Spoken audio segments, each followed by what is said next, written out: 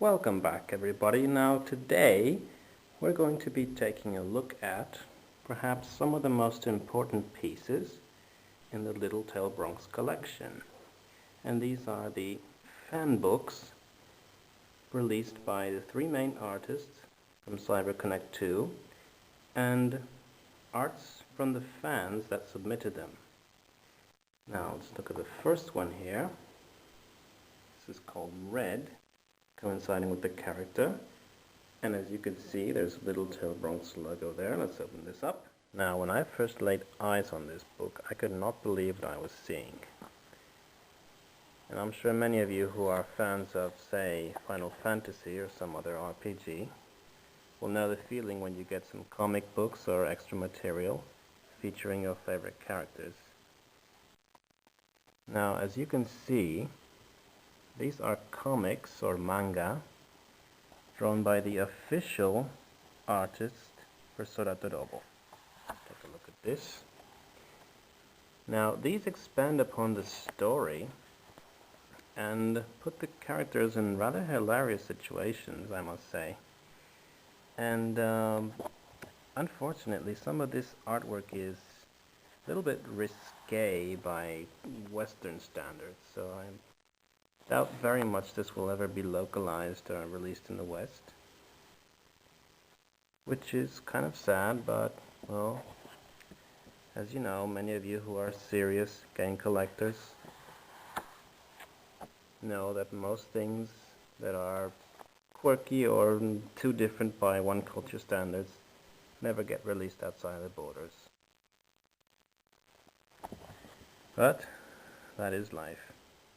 Now, those of you who are familiar with Gren and Kalua, these two characters here, will find some very funny 4-panel comics based on those two. I'm sure many of you who are familiar with this game know these two don't exactly get along very well, which is part of the overall fun. This illustrated book is just amazing. I mean, it contains everything any fan of Soratorobo would like. And it's not limited only to that. It also contains some artwork from Tale Concerto as well. We'll take a look at that. Now here's one of my personal favorites. Opera Kans with the Tiamat armor, so to say. And L with the Dahak MK2 Type S version model armor. And as you can see, these are very, very complex and well-made illustrations. Look at all these tiny details of mecha. One thing I do love about Japanese is the way they draw machines. It's just unbelievable.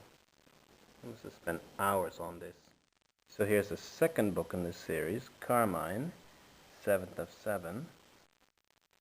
Now those of you who are familiar with the story will more or less guess who this character is. Let's open this up. And immediately we're greeted with perhaps one of my favorite illustrations of all time. Okay, so from the left to the right, this is Amele, Flo, MC right here, Suzette, Mechanical Genius, the singer Kokona, and in the center you will notice Julie from the Star Dogs Cafe. Obviously a play on Starbucks Cafe. This page illustration was actually one of the ones featured in the teaser of the website, and everybody got very happy seeing these characters all together. Let's turn a few next. Now here's a fun pair, Cerise and Raisin. And these two are actually a very odd and funny couple from completely different backgrounds who one way or another managed to get along just perfectly.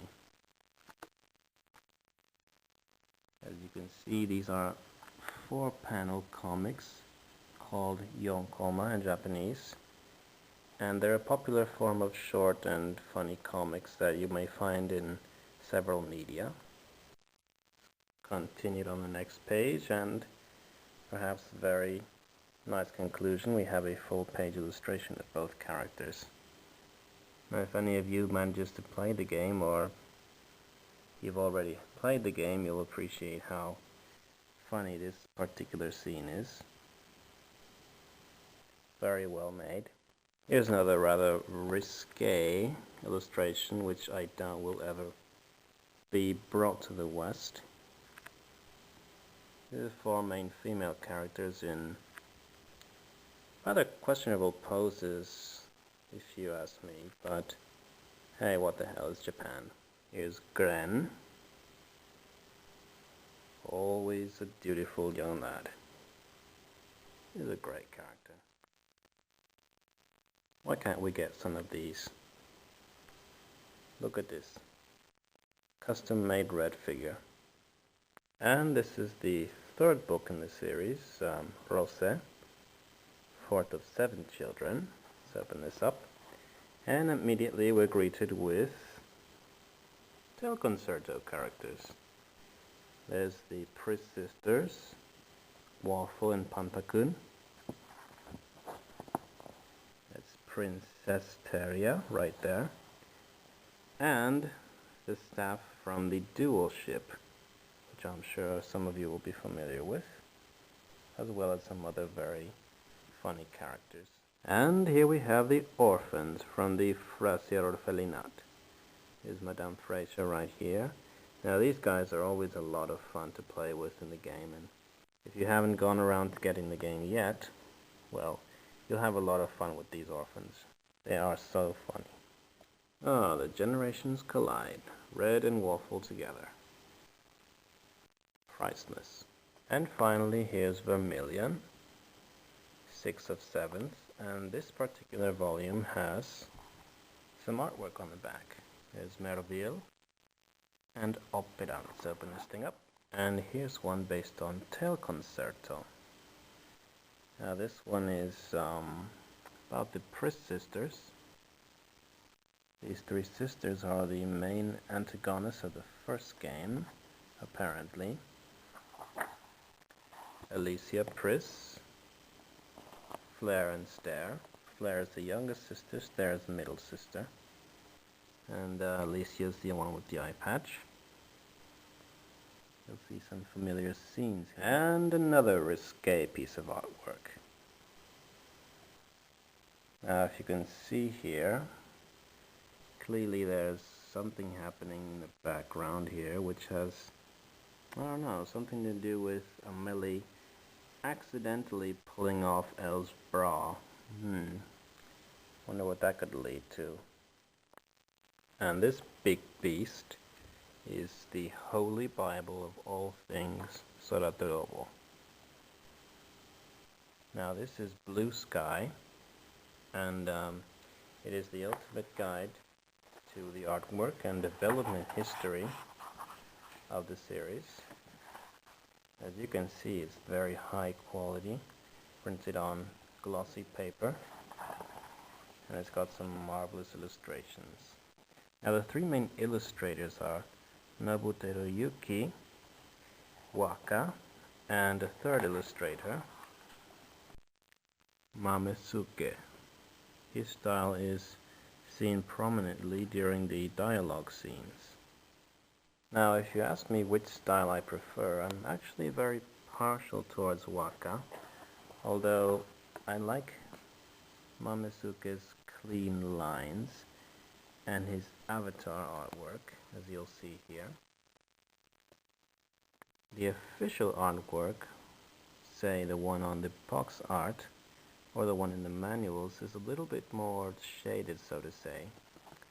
And Waka's particular has, I don't know, a sense of physics to it. It means like the characters actually have weight and they really look fascinating. Here's a famous one you'll see when downloading downloadable quests. And one thing I should point out, that Soratorobo has some of the best downloadable content of any game that I've encountered so far. And perhaps most important, the downloadable content for Soratorobo is the most affordable you will find, and the price is 0. Yes, the downloadable content for Soratorobo is actually a very rare breed because it's absolutely free, and it adds to the experience like no other game I've ever played before. You download extra quests, races, and whatnot, and it actually does something for the storyline, and you don't have to pay for it. It's wonderful. The way companies just nickel and dime people for downloadable content is shameful, and I could name several companies, but you probably know them by now.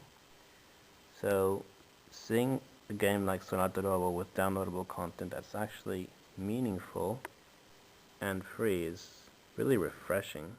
Now here's Opera Kranz, as depicted by Nobuteru Yuki. Same character as depicted by Waka, and by Mamesuke, which you will find throughout the course of the game during the dialogue scenes. Now, as you might have noticed, this is the obligatory hot chick of the group. Very cheeky and at times insolent, but overall lovable. Now, I could go on and on about this game and how much I love it, but I'll just leave you with some of these scenes. And just a little comment here. I recently heard that the Guinness World Record winner for quote-unquote best ending of all time was, of all games possible, Call of Duty Black Ops. Well, whatever. Clearly those people have not played many games, and definitely have not played this game, because this ending will put it to shame. So that's pretty much all I can say about Little Tail Bronx and Tail Concerto and Sonata Robo. They're fantastic games, and every serious gamer really should experience them at least once in their life. Now for the big question, are they worth collecting? Well, yes and no. As I mentioned before, Tail Concerto is not a terribly common game, so if you manage to find one for a good price and in a good condition, well, good for you, but it's not an easy game to find, and not many copies were made, and especially the Japanese version is pretty elusive. Now, Sonata Robo, as I said, is on the cheap side now because nobody wants it in the United States or in Europe, so you can get that relatively affordably. Now, on the other hand, the Japanese exclusive items, unfortunately, are not meant to be shipped outside of Japan, so unless you have a Japanese friend living there who can buy them for you, that'll be a pretty tough buy. Now, aside from that, if you can and if you have the ways, you should. In conclusion, Little Tail Bronx is by far one of the best video game series ever created for any console, and Sonata Robo takes my personal prize of Game of the Year 2010, and Tail Concerto, well, as soon as I saw Tail Concerto, I said I have to buy a PlayStation, so for me it was a system seller. So, thank you very much for joining me. I hope you enjoyed this, and stay tuned next time for some more reviews on characters you might be familiar with or not. So, until then, signing off.